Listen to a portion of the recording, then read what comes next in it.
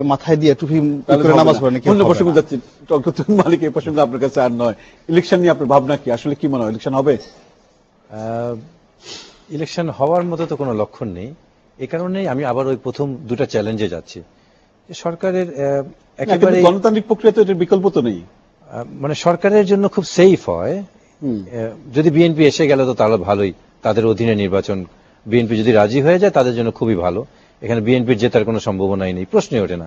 কারণ আমাদের প্রধানমন্ত্রীর হাতে যেরকম ক্ষমতা, উনি না থাকলে, ওনার পুরো ক্যাবিনেট না থাকলেও চলে, কেউ না থাকলেও চলে, যেভাবে সেট করে রেখেছেন কিছুই লাগে না। প্রশাসন যেভাবে আছে ওই দাপটেই চলে। যেভাবে রিমোট কন্ট্রোলে ভিত্তিবস্তু স্থাপন হয়, রিমোট কন্ট্রোলেই দেশ চলতে পারে, প্রশাসন চলতে পারে।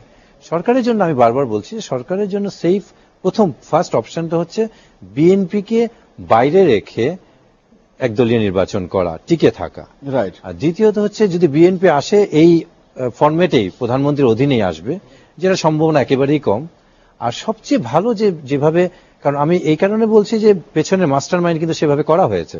পঞ্চদশ সংশোধনীটা কিন্তু হুট করে করা হয়েছে এটা আমি বলবো না, এটার পেছনে অনেক শ্রম দিয়েছে, মেধা দিয়েছে। কেন পুরো সংবিধানটাকে পরিবর্তন করা হলো?